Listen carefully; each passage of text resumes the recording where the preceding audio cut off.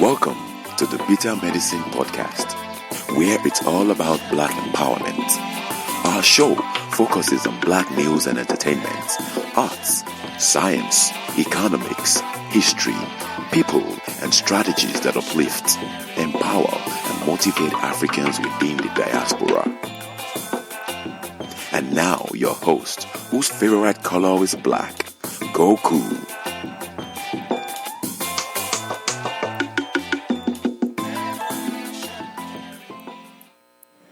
Hello everyone, welcome back to the Better Medicine Podcast. I'm your host Kuku, and I'd like to start off by saying happy Juneteenth to all the Black family who are listening to this right now.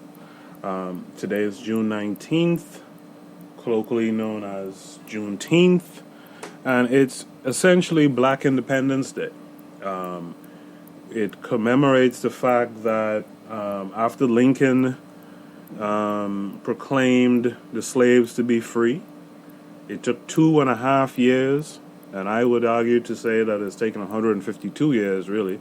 Well, it took 2.5 years for the news of emancipation to reach Texas and other southerly states in America before the Africans who were enslaved there were freed.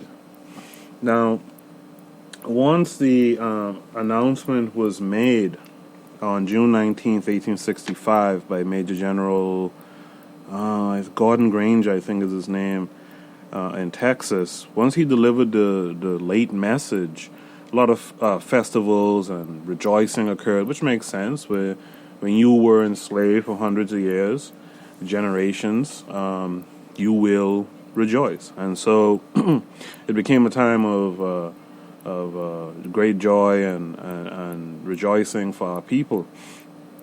And the holiday was only observed as a local holiday in Texas, like in 1980. So we go from 1865 when that occurred, and in Texas only recognized it in 1980. Okay, the U.S. still has not acknowledged it as a national holiday. So Juneteenth, as I said before, is the Black Independence Day, really, but it's not recognized as a national holiday in the U.S. Now, as much as I'm happy to talk about Juneteenth today, I still feel like we're not free. When we look at the mass incarceration, when we look at the police state that we're forced to live under, where police officers are shooting us down in the streets unarmed, even when we're doing things legally.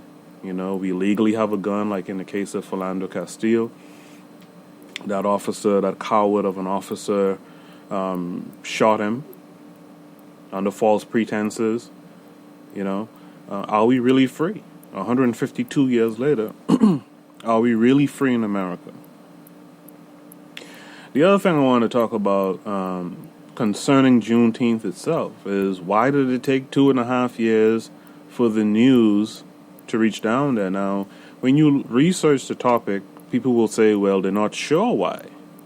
They're not sure why it took so long. I would like to wager a guess.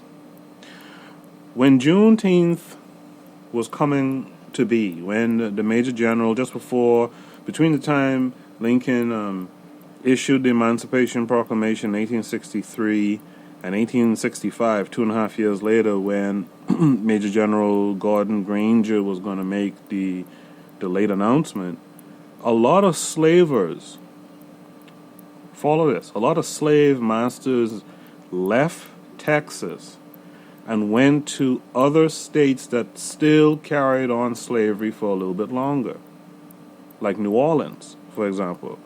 So when you see certain things happening in New Orleans, that tells you kind of the mindset of the folks there in New Orleans when it comes to its black natives, right? So a lot of slavers left, went to New Orleans. A lot of slavers in Texas chose to still not tell the enslaved Africans that Lincoln had announced the Emancipation Proclamation, and that it had been or was about to be ratified. So this tells us, and this informs us a lot about white supremacy as it stands today. If you think that your marching, your pleas, your crying, etc., is going to change the hearts of these people. This is what MLK and them in the civil rights movement thought. If you think that's going to change anything, change the hearts of these folks, you're telling yourself a lie. The thing about white supremacy is like a game of chess. As you make a move, they make a counter move. Okay? So they don't they don't sit and just take things lightly. They will do whatever it takes to course adjust or correct a certain path in their favor. So it's a shame to think that, our ancestors, those of the black community who's listening, whose ancestors hail from the United States and stuff and were enslaved here. It's kind of crazy to think that for 2.5 years, these enslaved Africans remained enslaved when there was so-called freedom elsewhere going on. And the main reason is because the folks who enslaved them didn't want to tell them, didn't want them to be free. As a matter of fact, when the news finally did hit, and our brothers and sisters, our ancestors, began to rejoice and hold festivals and celebrations, a lot of those white supremacist slave owners were very violent towards our ancestors. They hated the fact that they were able to rejoice and be happy to be so-called free. So, as we reflect on Juneteenth and as those in the know celebrate the day, it is a joyful day still.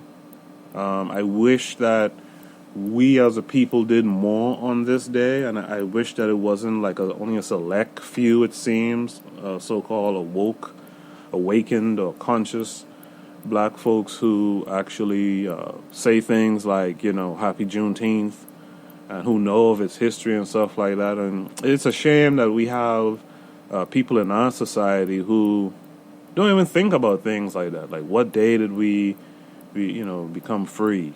And we're not classified as slaves and etc. And it's just a shame. And it's a shame that this country, America, doesn't apologize for slavery, has refused to. And we had a black president in Obama who, to me, I think it's completely ridiculous that a black man was the president and he himself wouldn't push the charge or wouldn't just say one day, we apologize for slavery as a country. And I know there's some of you out there who are going to say, well, obstructionism from the Republicans. No. No one could stop Obama from speaking an offhanded remark. Where was the obstructionism when Obama was calling people who were protesting the Freddie Gray killings, etc., Mike Browns and so? Where was he when he was calling people thugs? Where was these people stopping him from saying what he wanted to say? So, because the U.S. won't admit to its wrongdoing in slavery, and I get why too, but because they won't admit it, a day like June 19th is just an ordinary day. This year it's on a Monday. It's just an ordinary Monday. And